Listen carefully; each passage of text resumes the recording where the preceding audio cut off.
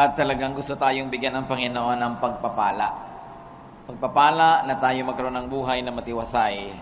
Sa panahon na ito ng stress, anxiety, and fears that could lead even to grave depression, one of the greatest skills that people could know and master is how to rest and relax. Maraming mga sakit ang mga tao dahil lang hindi sila napapahinga, hindi sila payapa, naguguluhan sila, tumataas ang presyon, nasisira ang bodily functions because of the lack of capacity to rest. Indeed, there's a lot of reason to be anxious. There's a lot of reason to worry, but then again, what do you get out of anxiety and worrying? Importante po yan at yan ang pag-aaral natin ngayon bilang mga taong dapat spiritually led and spiritually blessed. How to rest and relax. Dear God, we thank you that you are the God of rest and you want to give us rest. Enable us to understand your will for us, for our bodies, for our minds, and our emotion. At maisama namin, Panginoon, sa tunay na pagsamba, yung pagsupil sa aming isip at katawan para matuto kami, Panginoon, na magkaroon ng kapayapaan at katiwasayan. Deal with us, teach us, remind us about these beautiful and wonderful things. Right now, Father, we ask you to forgive us our sins, cleanse us from all our mistakes, from all the wrong things we do, from all the unclean things that contaminate us. Patawarin niyo po kami sa aming mga kasalanan, punuan niyo ang pagkukulang namin, at ngayon, puspusin niyo kami ng inyong Espiritu para matuto kami nitong napakahalagang kakayanan na magkaroon ng kapayapaan at pagpapahinga. Lead us, Father. Kayo po ang siyang mangusap at kayo rin ang siyang magpala sa lahat ng mga nasa daan papatungo rito. May your safety, your love, your joy be upon us. In the name of Jesus, your Son, our rest, our shelter, our friend, we pray with thanksgiving. Amen. How to rest and relax. Sa mga relihiyosong tao, kuminsan akala nila kasalanan yung magpahinga. Kasalanan yung mag-relax. At parang iniisip nila ang spirituality ay puro na lang pagtitiis, pagdurusa, at mga pagsasakripisyo. But life could be a gift to enjoy or a problem to solve. At kailangan sa simula pa lang, maaga pa lang, nililinaw na natin. Ang buhay ba na bigay ng Diyos ay itatrato natin na isang regalo na dapat nating ipagpasalamat at lasapin, o ito isang problemang dapat lutasin. With that kind of mentality, you will already be standing on one side of the fence if you were going to be restful or anxious in life. John 16:33, Jesus says, I have told you this so that you might have peace in your hearts because of me. While you are in the world, you will have to suffer. But cheer up, I have defeated the world. Napaka-relevant po sa buhay natin, mga kapatid, itong mga verses na ito. Kasi namin ng Panginoon, sinasabi ko sa inyo na dahil sa akin, pwede kayong magkaroon ng kapayapaan. Totoo, habang nandito kayo sa mundo, marami kayong lalasapin, haharapin, kakabakahin, problema. Pero, huwag kayong mawala ng pag-asa. Pasiglahin nyo ang inyong mga kalooban dahil napagtagumpayan ko na ang sanlibutan. Kuminsan, nagkakaroon tayo ng feeling na defeated because we think we are the ones fighting. But the Lord is our champion. Nabuhay siya at namatay para sa atin. Ang lahat ng tagumpay ng Panginoon ay tagumpay natin. At siya'y walang kabiguan. Maging ang kamatayan na hindi nagtagumpay na siya'y hawakan ng matagal at siya'y nabuhay na muli, isang pangako na ang lahat ng sumasa kanya ay mabubuhay ding muli. Kasi sabi niya, alam nyo, kaya lumalaki ang problema nyo, pinapalaki nyo. Kaya bumibigat ang kalooban nyo, pinapabigat nyo. Totoo, kung magiging makasanlibutan lang kayo at mag-iisip lang kayo bilang mga karaniwang tao, talagang marami kayong dapat ikatakot at hindi kayo papapahinga. Pero bakit nyo gagawin yung matakot? Samantalang napagtagumpayan ko na ang lahat. That in Christ we have our victory. That even in our personal performance, we might fail every now and then, but it is not our performance that counts, but the performance of the Lord. Hindi yung kulang sa atin ang binibilang, kundi yung kapupunan na ibinibigay ni Jesus. Hindi yung ating karumihan, kundi yung paglilinis ng kanyang dugo. Hindi yung ating mga kamalian, kundi yung kanyang pagiging tama. Ang siyang ibinibigay at ibinibihis sa atin, kaya marapat lang na atin itong unawain. Life is indeed a gift to be enjoyed and shared. Like love, enjoyment and happiness is like a handful of sand. Yun pong buhangin, pag hinawakan nyo lang nang nakarelax ang kamay nyo, andyan lang. Pero subukan yung sobrang diinan ng hawak, sikipan, dumudula sa pagitan ng mga daliri natin yung buhangin at natatapong lahat. When you hold too tightly, sand slips through your fingers. And happiness is like that. Enjoyment, like love, is like that. Pag sobrang mong hinigpitan, nawawala. Dapat relax ka lang. Relaxing and knowing how to relax could be a great tool of survival in this age of stress. Marami talagang stress ngayon. Pati nga inumin mong tubig, binabayaran na, binibili, nung araw naman hindi.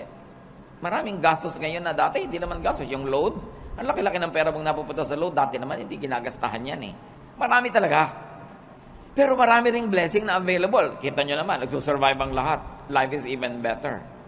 So how to rest and relax, or how to live really, is our topic.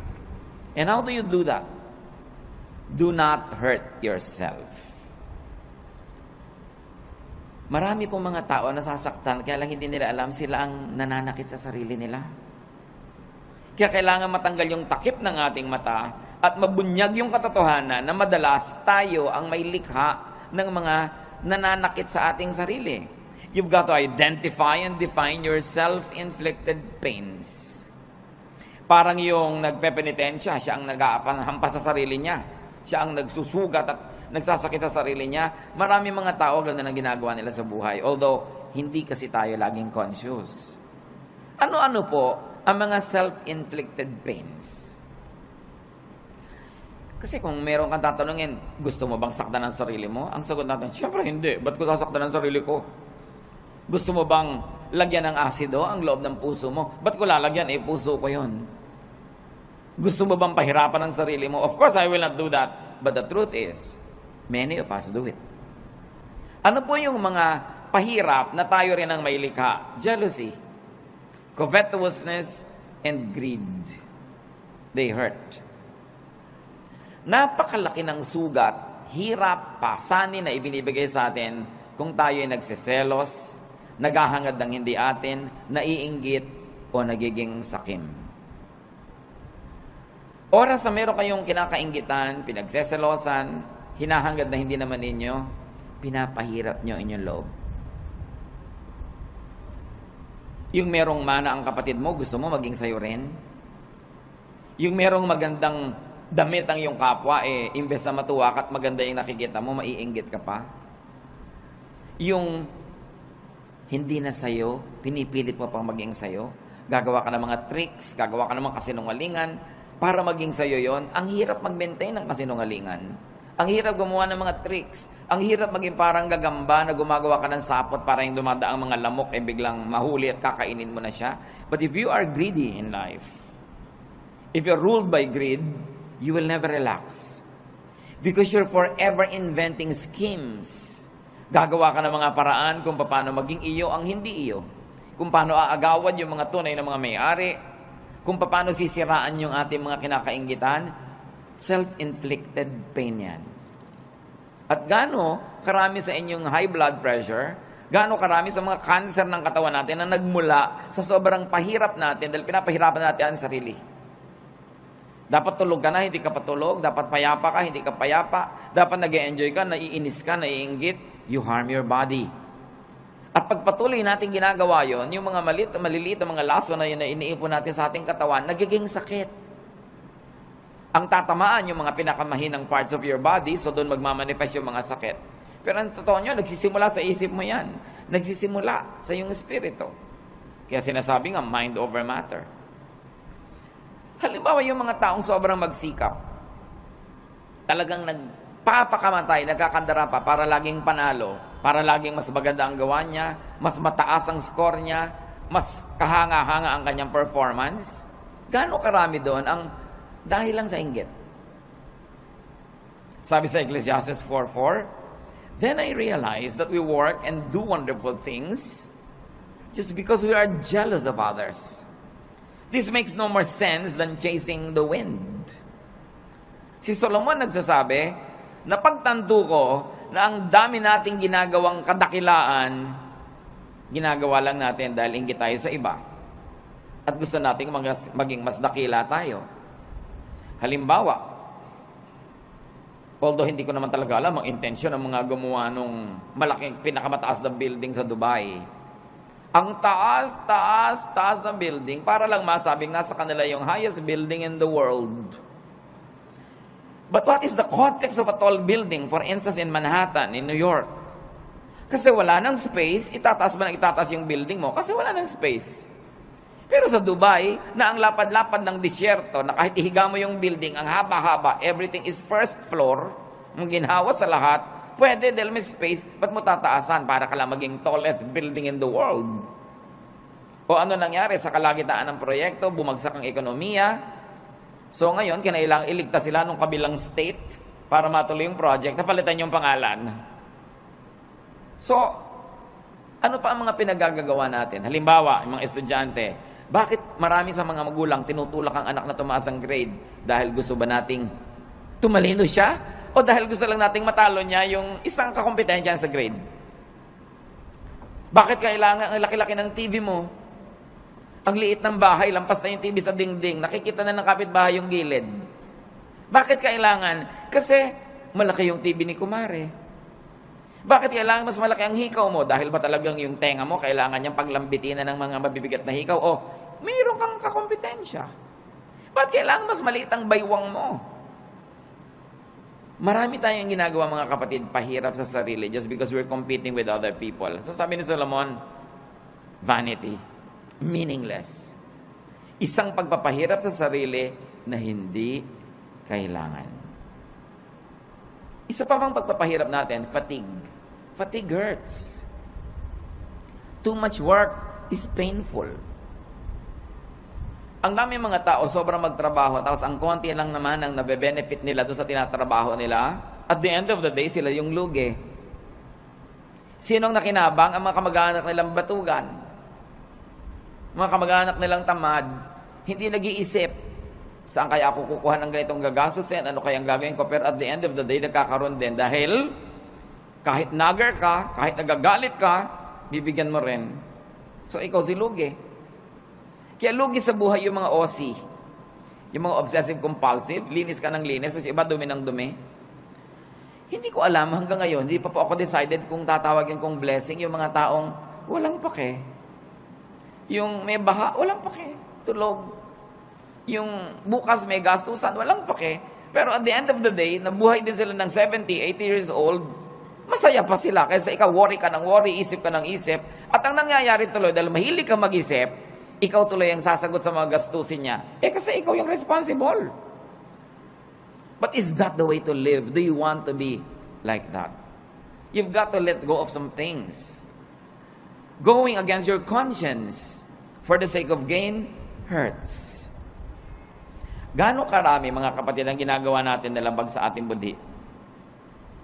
Siro, ginagawa mo para lumaki ang iyong kita, o para mapalapit ka sa isang taong pinupuri mong ang totoo, nandidiri ka sa kanya. Ginagawa mo, pero naiinis ka sa sarili mo at ginagawa mo yon. So, ba't mo ginagawa? Yung bang gain na mapapala mo doon is more than the loss. Pag kinumpare mo yung napala mo at yung lugi mo, na nahirapan ng yung loob, napagod ang loob mo, nakakasira ng kalusugan. Nakakasira ng sarili. Ano pa po ang mga pahirap natin sa sarili na hindi natin nare-realize? Strained personal relations. They hurt. Kung meron tayong kaaway, kagalit, and we maintain this kagalitan, hirap tayo. Dahil kahit matigas ang loob mo, kahit ka pa nagtatapang-tapangan, aminin mo, mas gusto mo naman friendly yung atmosphere. Mas gusto mo naman na kabati mo yung kagalit mo ngayon. Mas gusto mo naman na love ka niya kaysa hate. Kahit nagpe-pretend ka pa that you don't care, you care. Why? Because the Spirit of God lives in us. And that spirit is hurt whenever things are wrong. Kung ang mga relasyon natin sa ating kapwa ay pangit, kaya kami mga tao nagpapagamot, laging masakit ang ulo, laging masakit ang likod, laging masakit ang ganito. Tanong mo, marami ka bang kaaway na kamag-anak, kaibigan? Opo. Hindi mo kailangan ng gamot. Makipagkasundo ka lang, baguhin mo ugali mo, gagaling ka. Kaya kami sakit, kahit inumin mo lahat ng isang drum ng mga gamot, kung lagi kang nakikipag-away, lagi kang may kaaway, may gusto kang sugurin, defensive ka dahil may sumusugod sa'yo, magkakasakit ka. Kaya ang Panginoon nagtuturo, forgive, make peace. Sa palagay niyo, nagtuturo siya para tayo lugihin? No. Nagtuturo siya ng ganoon kasi alam niya, when you forgive, you relax. When you make peace, you relax. And when you relax, you will get well, even if you're sick. Or you will not get sick. And then it's to your advantage. Lahat ng turo ng Panginoon, hindi para tayo madehado. Doon tayo panalo. Ang tulo ni Satanas, yun ang mahirap. Yung dapat ikaw ang panalo. Talunin mo siya. Dapat mas mataas ang score mo. Dapat mas mayabang ka sa kanya. Dapat mas malakas ka. Hindi ka mapapahinga. Pag lagi ka nakikipag-compete. And these are usually the burdens of and deception in highly professional vocations or in competitive endeavors. Yun ang pinag-usapan natin. Kaya nga kung minsan meron tayong kapatid o pinsan na masyadong baliwala, yung sobrang bahala na, sobrang hindi siya nag-aalala, ang totoo, mas minsan humahaba pa yung buhay niya kaysa sa'yo. Siyempre, ayaw naman natin maging ganon. Pero meron tayo kahit konting dapat matutunan doon sa mga taong marunong magsawalang bahala paminsan-minsan. Kasi pwede mong punuin ang buhay mo ng puro takot. Pero anong mapapala mo? Obserbahan nyo sa aeroplano, pag magte-take off, iba-iba reaksyon. Meron talagang yung naninigas ang panga, nananalangin ang hindi matapos-tapos. Minsan magdalangin ka ng isang beses, tapos tama na. Ba't walang patid? Para ka nalang laging natatakot, nagte-take konting tagtag ng aeroplano, takot at takot. Meron naman, kain ng kain, may natutulog. So, pare-pareho rin yung darating. Kung 1 oras kayo sa loob ng aeroplano, o 5 oras, o siyam, pare-pareho rin naman kayong lalabas sa aeroplano na yun pag nag-landing, pero ikaw hindi ka nag-enjoy kung warrior ka. Because it's in your mind. Kaya nga po sabi ko doon sa mga laging natatakot, to myself included sometimes, when you get tempted to be afraid, may kilala ka na ba? Personal na kilala mo na namatay dahil sa plane crash? Wala pa akong nastatanong na yes ang sagot. May kilala ka nang namatay dahil nabundol ang tricycle? Meron. Meron kilala ka nang namatay na nasa kama lang, binangungot, namatay? Meron. May kilala kang nasa ospital, naliligid ng mga doktor, namatay? Marami. Yung pala, mas marami doon. Di mas matakot ka matulog. Mas matakot ka maglakad sa kalye. Ba't pagsasakay ka, takot na takot ka because you're psyched yourself up to be afraid while flying is the safest way to travel. So it's all in your mind. Ba't mo papahirapan na yung sarili? Kung pwede ka naman mag-relax. And besides, kahit mag-worry ka, makokontrol mo ba yung hangin, yung aeroplano? No. So meron tayo dapat na punto na pwede tayong magsawalang bahala. Total, wala ka rin naman magagawa kahit sikapin mo na bahalain mo yun, hindi rin pwede. Worry hurts. When you worry so much. So do not worry. Do not play God. Ano po ang kinalaman, mga kapatid, ng worrying and playing God? Making things work is God's role. Yung hindi mo control, katulad doon, lumilipad ka na, hindi mo control yan eh. So hayaan mong God ang mag-isip doon. Colossians 1:17, God's Son was before all else, and by Him, everything is held together. Sa pamamagitan ng Diyos Anak, ang lahat ng bagay ay nagkakakapit-kapit, nagkakalakip-lakip, umaandar ang mundo, umaandar ang sinukob, umaandar ang creation dahil sa Diyos Anak. Hindi dahil sa iyo. So kung meron dapat mag-worry, how to make things work siya, hindi ikaw. Ang dapat mo lamang gawin, yung papel mo. So kung engineer ka, i-check mo kung maganda ang makina ng mga aeroplanong chine-check mo. Kung ikaw ay may papel, gawin mo yun. At pagkagawa mo nun, leave the rest up to God. Kaya mahalaga, ginagawa mo lang yung papel mo. Sabi nga ng Desiderata, the universe is unfolding as it should. Sisikat ang araw bukas, tulungan mo man o hindi. At lulubog yun bukas ng gabi, pigilin mo man. Aandar ang lahat. Mag-global warming kung kailangan mag-global warming. Magkakaroon ng bagyo at aalis din ang bagyo. Babaha at huhupa ang baha. Lahat pa ulit-ulit lang na mangyayari. Hindi mo yung problema kasi hindi ka ang Diyos. Ang problemahin mo lang yung munting daigdig where you move, where you can make a difference, and then leave the rest up to God. Sabi ng Jurassic Park, life finds a way. Mga magulang, nag-aalala tayo, naku, yung anak ko aaten ng picnic, baka mahulog. Mangangunyapit yun. At pag nahulog na yun, aahon uli yun kung saan man siya nahulog. Baka siya malunod, lalago yung pilit. No? Gagawa siya ng paraan because life finds a way. Minsan ang takot ng mga magulang, mamatay siya ng hindi pa matatanda yung mga bata dahil hindi maaalagaan. Aalagaan din nila ang sarili nila. Kahit hindi mo alagaan yung mga batang yan, nakadikta sa kanilang kalikasan, aalagaan nila ang sarili nila. Pag may nahipo silang mainit na plancha, siyempre kahit hindi mo sabihin, tatanggalin nila yung kamay nila. Nakasulat sa atin yun. We were wired to survive, to reproduce, and to live the cycles of life that are assigned to us. So hindi natin dapat masyadong inaalala yan. Nakatakda yan. Huwag mo alalahanin ng shape ng bulkang mayon. Magiging perfect pa kaya yan ng matagal? Paano kung sumabog? May mga nagagano, nagwo-worry. Anong gagawin mo? Tingnan mo na lang siya. Kung hindi na siya perfect, tabi-tabingi, find another beauty in it. But enjoy it while it lasts. Maybe you have a provider complex, or a protector complex, or a teacher complex, but do it only up to a point. Do not overdo being a provider. Because even if you don't provide for your loved ones, they will find a way to continue living. Even if you don't protect them all the time, God designed them to protect themselves. You don't always have to be the teacher. You don't always have to be the moralizer, the one who says the right thing. Because they will also hear it from other sources, aside from they will hear it from their conscience. So, don't play God. That's what we mean. Iinom ka ng gamot, inumin mo, manalangin ka, and let it work. Huwag mong alalahanin. Huwag mong buksan yung mga benda ng sugat mo para tingnan mo kung naghihilom na yung sugat mo. Dahil lalo na namang mabubulat-lat, dudugo lang. Let it heal by itself. Just do your part. It's important because when you over-worry, you get too tired and fatigue hurts. Pag pagod ang tao, bumababa ang immune system. Madali kang magkasipon, madali kang magkaroon ng mga sakit pag pagod ka kasi bumababa yung panglaban ng katawan mo sa mga invaders. Kaya dapat nagpapahinga. Observe design and load limits. You have to rest. Sa mga may mga bayani complex, rest. More work sometimes means more income, but often it means less happiness. More income doesn't always mean more happiness. Maybe more pleasure for the people who depend on you, but not necessarily for you. At meron kang tungkulin sa iyong sarili. Bago pa man ang tungkulin mo kahit kanino, kailangan buhayin mo ang sarili mo, pasayahin mo ang sarili mo, ipahinga mo ang sarili mo, at huwag mong payagan kahit yung mga minamahal mo, napatayin ka, sipsipin ang dugo mo, istrohin ang dugo mo, nag-e-enjoy sila, tapos ikaw yung nangangalirang at natutuyo. You have a duty to yourself.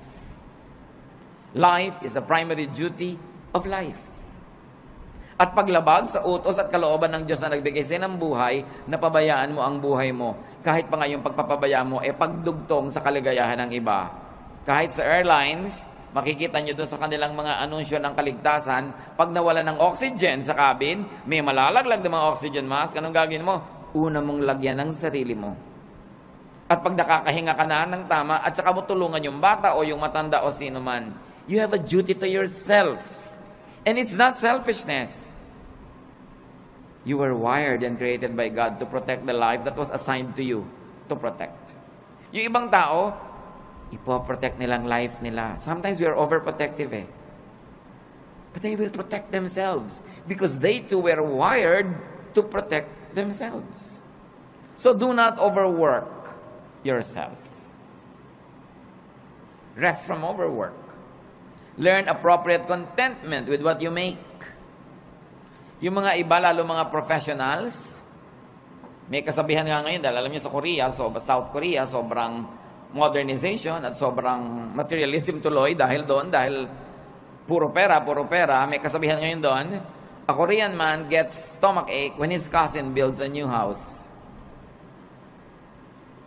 Dahil naiinggit siya, bakit may bago siyang bahay? Anong problema ko? Ba't di ako nakakapagpagawa? So papagawa din siya. The competitiveness is too much. That's why one of the highest rates of suicide dyan. Dahil sa competitiveness. 1 Timothy 6:6-7. And religion does make your life rich by making you content with what you have. We didn't bring anything into this world and we don't take anything with us when we leave. Sabi dapat kontento ka kung anong meron ka. Hindi sinabi na kung ano na lang nandyan pwede na. Kasi itinuro, 6 days you shall work and on the 7th you will rest. So it follows that you will really achieve, that you will acquire, that you will amass, and you will have. But the point is, be contented with what you naturally have. So kung ito pa lang yung kinikita mo ngayon, ginagawa mo naman yung best mo, huwag mo i-compare sa kita ng iba to the point that you will kill yourself trying to beat that other person and trying to make more. Kaya nga sa mga highly professionalized fields, totoong-totoo yan, ang daming may ulcer, ang daming may insomnia. So they squander their youth trying to make money, and when they are old, they use all their money to become healthy again. So mahalaga, iniingatan mo yung katawan mo na may limit ang pwede kong gawin. Hindi ako pwedeng lagi nagpapakabayani. Hindi ko laging sosolve ang problema ng daigdig. I will have a healthy level of self-preservation. Do not strain yourself to make now what you should still make tomorrow. Yung kikitain mo pa bukas, huwag nang kitain ngayon. Magpahinga ka naman. At sabi ni Solomon, the more money you make, the more people come to spend it. And don't you find it true? Nung maliit ang kita nyo, hindi kayo pinapansin ng mga tao, so yung maliit na kita nyo, kasya sa inyo. Nung lumaki-laki, biglang naalala na ngayon ng nanay mo na malaki yung kita mo, naalala ng kapatid mo, naalala ng pinsan mo, heto na ngayon nakadaing sa'yo, nakahingi. Lumaki palalo ang kita mo, pati mga pinsan mo ngayon nagdadatingan na para makihalo at makikuha sa mga kinikita mo. So ikaw ang mag-isang nahihirapan, nagdurusa, yung iba ibinebenta ang kaluluwa, ginagasgas ang muka, sinasaktan ng sarili para kumita, tapos ang daming humuhot-hot. Do you like that? Pag marami kang kinikita, maraming makikiparte. Dadaming kamag-anak mo, maraming tutunton sa'yo. Hindi naman masama maging matulungin tayo. But making more money at the expense of your health and peace does not always benefit you. Probably it benefits other people. And this is not what you want to happen in your life. Do not strain yourself. Natural lang dapat. At sabi ng Panginoong Jesus, let the day's own trouble be sufficient for the day. Tomorrow will be another day. Another problem with a solution. Do not try to solve the problems of tomorrow with today's solution because today's solution is only for today's problem. Parang yun ding pera mo, for today lang yun, so spend it. So, paano bukas? Tomorrow, you will earn again and you will spend for tomorrow. But when you spend your income now for what you will still have to spend on today and tomorrow, kulang. Kaya dapat, hindi rin natin fast forward ang expense. Don't spend more than what you earn. And you should be responsible in handling your money. Kasi para hindi ka ma-stress at para hindi ma-stress ang mga mahal mo sa buhay. Kasi kung minsan sobra kang relaxed, kaya namang pala nagkakaganon ang sobrang nahihirapan yung kasambahay mo. Magkakapera ka, gagastahin mo sa walang kwenta. Pagdating ng bill ng kuryente, ng tubig, itong kasambahay mo nagbabayad. So, ang pinag-uusapan natin mga kapatid is how to rest and also how to let your loved ones rest. And that happens only when you are responsible. So, responsible enough tayo. Do not be overly competitive, but don't also be overly sacrificing for others. Yung sobrang pagsasakripisyo para sa kapwa, hindi yan turo ni Jesus. Turo lang yan ang simbahan kumisan. Mark 6:31, a very interesting episode in the Lord's ministry. But so many people were coming and going that Jesus and the apostles did not even have a chance to eat. Then Jesus said, let's go to a place where we can be alone and get some rest. Sasabihin ba, very un-Jesus yata? Ang daming tao na kailangan ng pakainin. Ang daming taong kailangan pagalingin. Kailangan ipanalangin. Kailangan i-counsel. Kailangan turuan. Kailangan palayasan ng mga espiritong nakatira sa kanila. Pero pagod na sila. Ano sabi ni Lord? Shh, alik kayo. Tahimik tayo mawala dito. Iwan natin ang mga taong yan. Pumunta tayo sa isang lugar na tahimik na hindi nila tayo masusundan. Magpahinga tayo at kumain doon. Do you do that? Mga kapatid, kung minsan, sobra kayong palatulong sa inyong mga kamag-anak at yung asawa niyo naman, cooperative. Pero sinasabi niyo ba kung minsan sa asawa mo, huwag muna nating isipin yung mga kapatid mo at kapatid ko, tayo muna magbakasyon. Dapat ganun. Hindi puro sakripisyo. Yung nakatira ka sa isang bahay na ang ingay-ingay, nakakatulig, kahit sa katumingin na yung mukha, siksikan. Hindi mo masabing sa asawa mong, minsan, mag-motel naman tayong dalawa, honey, para tayong dalawa lang, makapag-salarinan. Dapat mong ginagawa yun.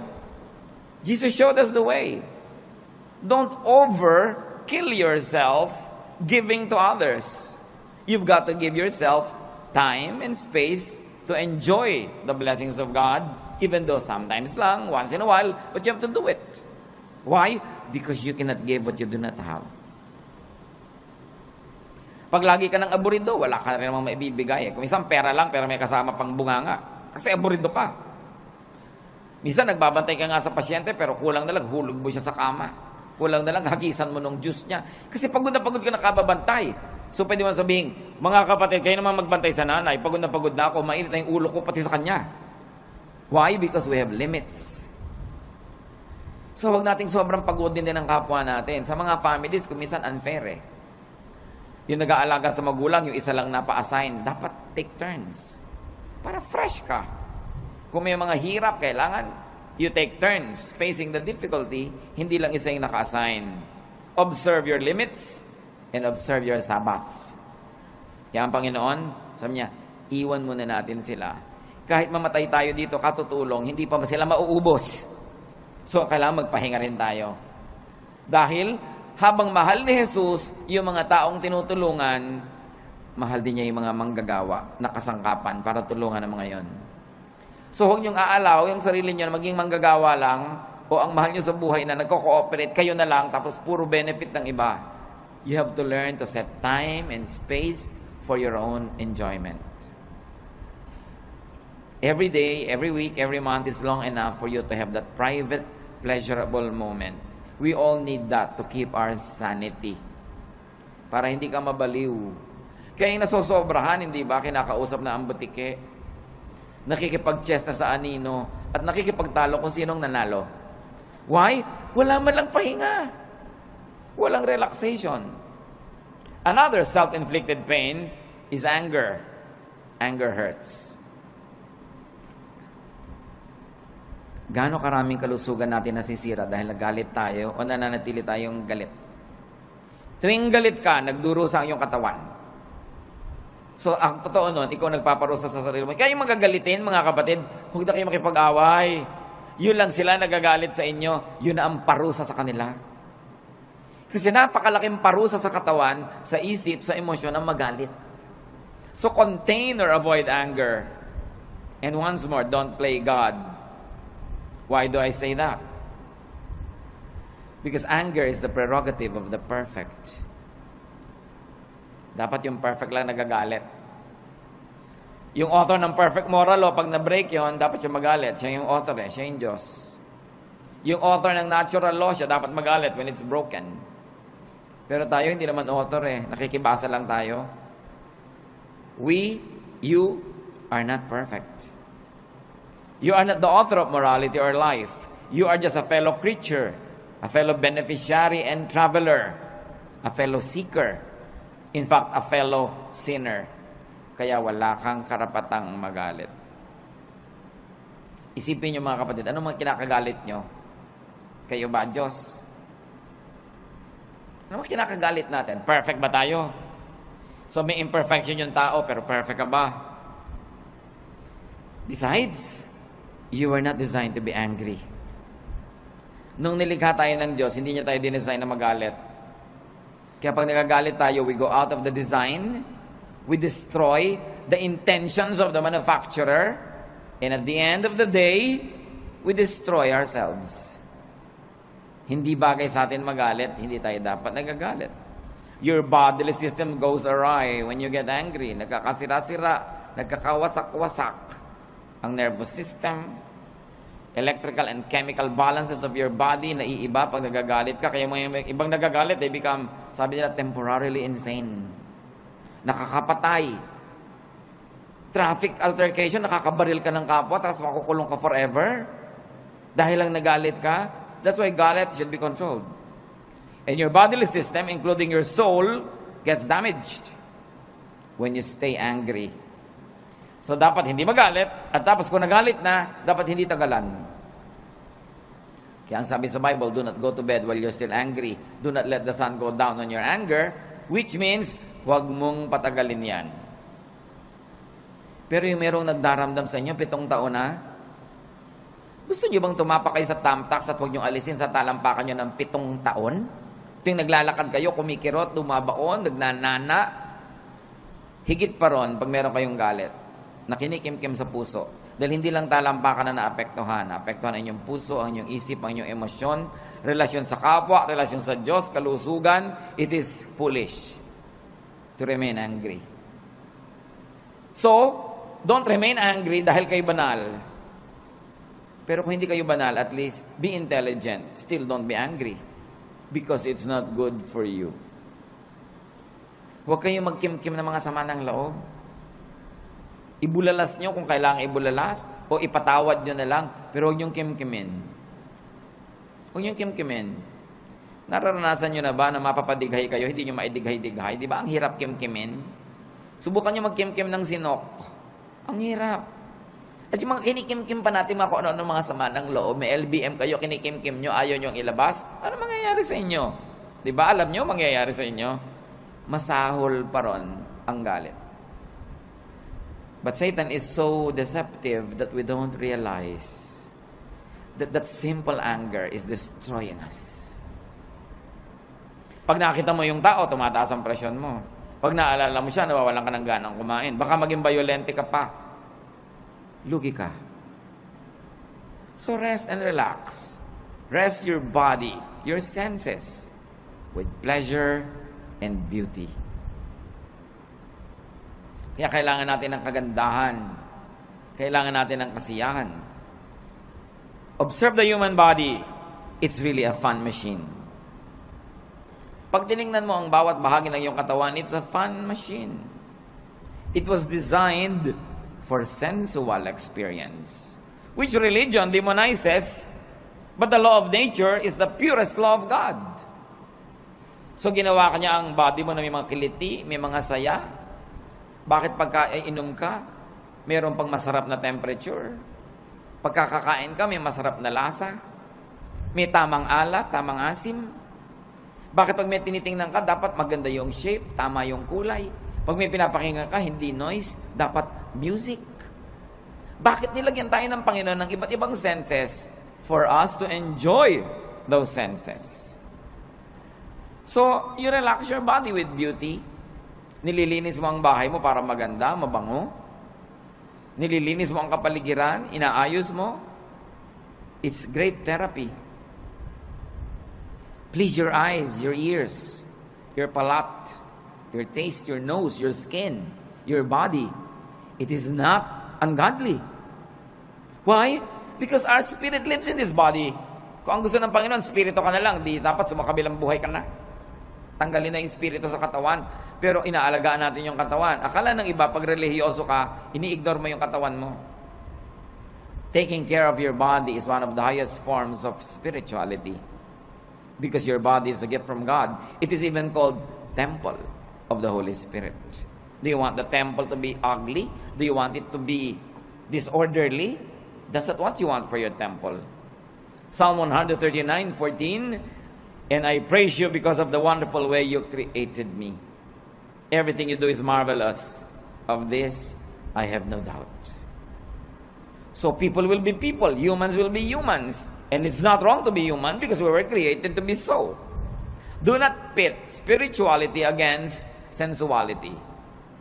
Ang tunay na espiritualidad na hindi puro pagtitimpi at pagde-deny ng senses mo.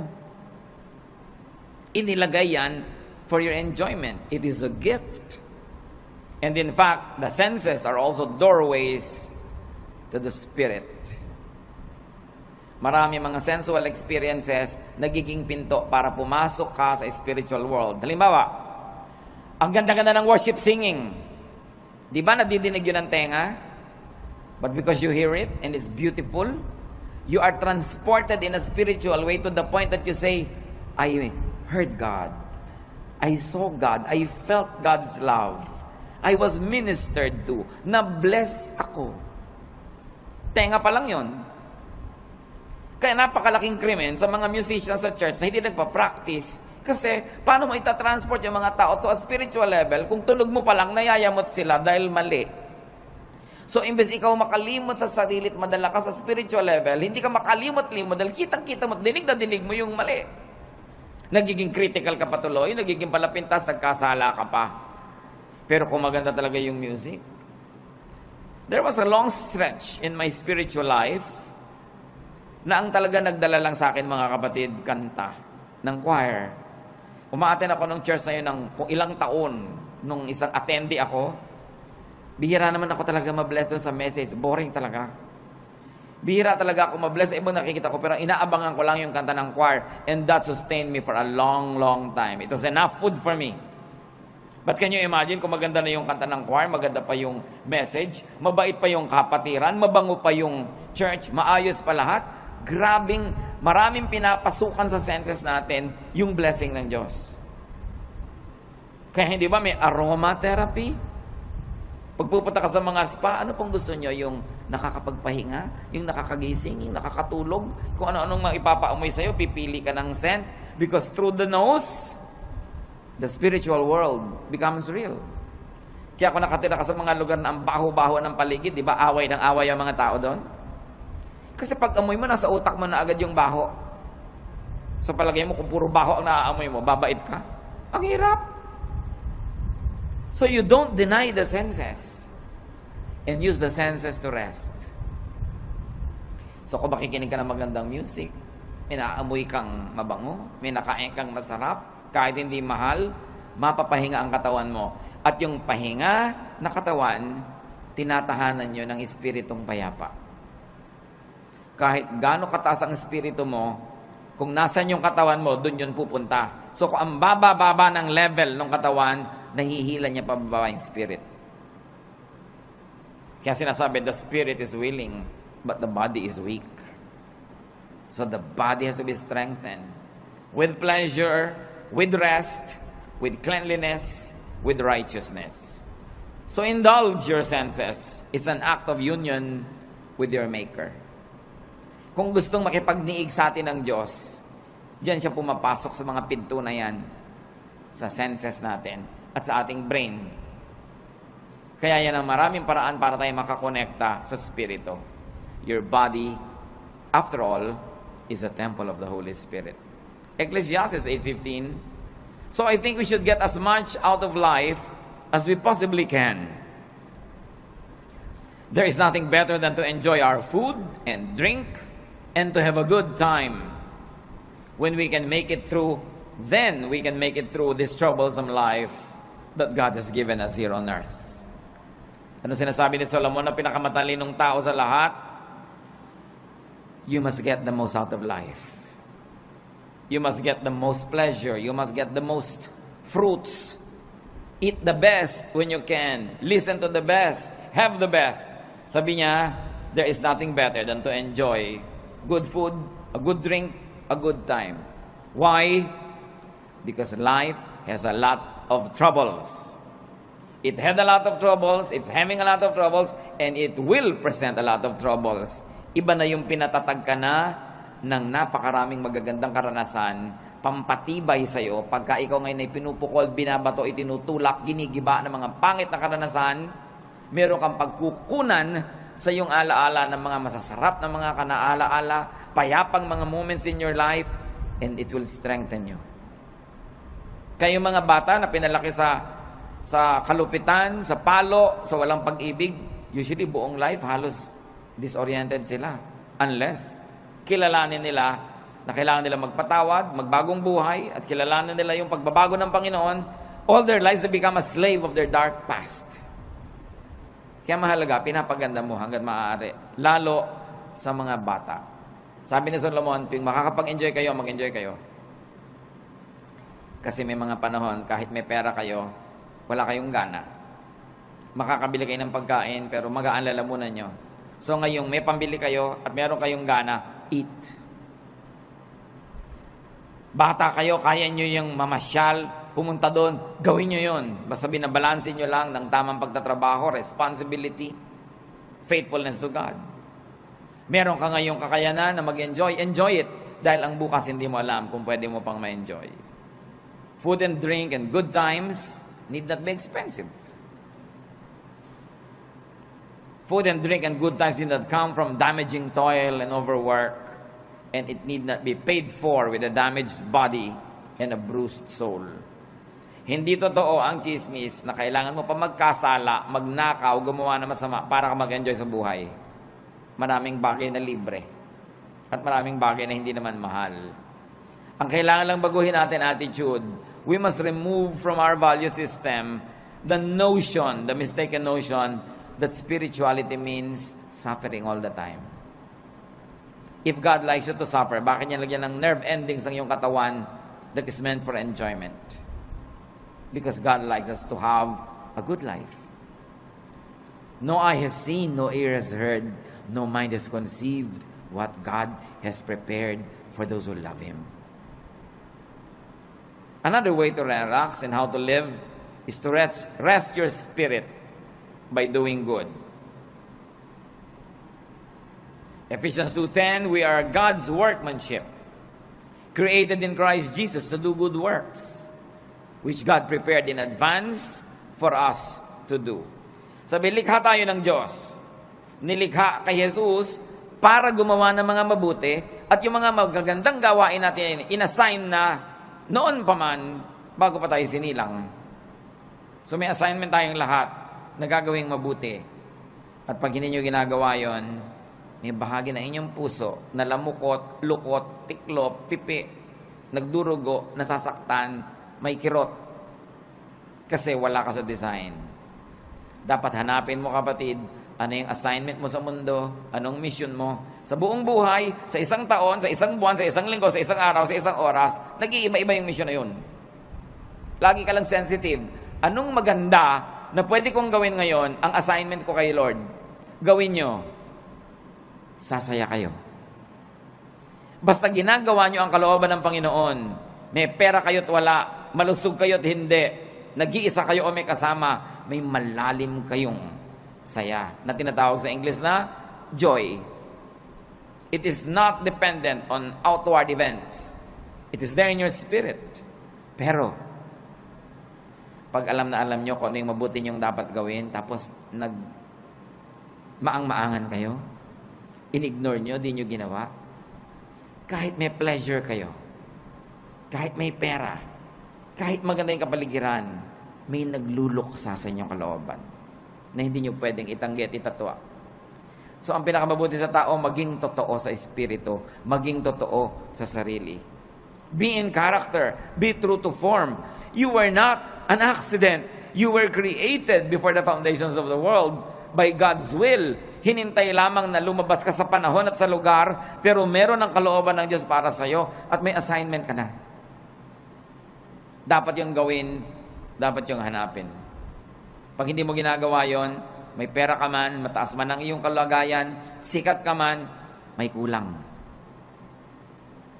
Parang naglalakad kang merong bato sa loob ng sapatos mo na natatapakan mo, hindi masaya, hindi masarap. Psalm 62:1, my soul finds rest in God alone. My salvation comes from Him. Hindi tayo mapapahinga hanggang wala tayo doon sa sentro ng kalooban ng Diyos. So, huwag makipagtunggali. Huwag lumaban. Makiayon. Flow with the Spirit of God. Enjoy the trip. Enjoy life. Do what you have to do. Do good. Be righteous. And then meet your Maker when time comes. There will be no regrets when you have lived a full life. Nabigyan mo yung dapat mong bigyan. Nakain mo yung gusto mong kainin. Which of course entails work. You have to work. You have to earn it so that you will have something for yourself and more to give away. Kasama tunay na espiritualidad ang pagtatrabaho, yung pagiging responsible. But don't be overly responsible because you will only be full of stress. Marunong ka dapat magsara ng dapat isara, lumimot ang dapat limutin, magpatawad ng dapat ipatawad para nakapahinga ang iyong kaluluwa. Pero mahalaga, punuin ang buhay ng mabubuting gawa. Revelation 20:12, I also saw all the dead people standing in front of that throne. Every one of them was there, no matter who they had once been. The book of life was opened. The dead were judged by what those books said they had done. So lahat ng ginawa natin, ginagawa, gagawin pa, nakalista, at magiging basihan ng final judgment. Doing good places you in the path of God's blessings. Doing good gives balance and peace. Halimbawa mga kapatid, nalilito kayo. Gagawin ko ba mabuti o yung hindi mabuti? May masama sa akin, gagantihan ko ba ng mabuti o ng masama rin? Huwag na kayo malito. Gawin nyo na lang yung mabuti. Because God is a perfect accountant.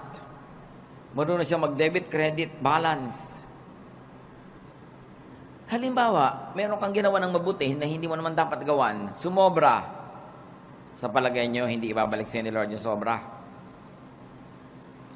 Pero meron kayong dapat gawa ng mabuti, pero kulang ang ginawa nyo.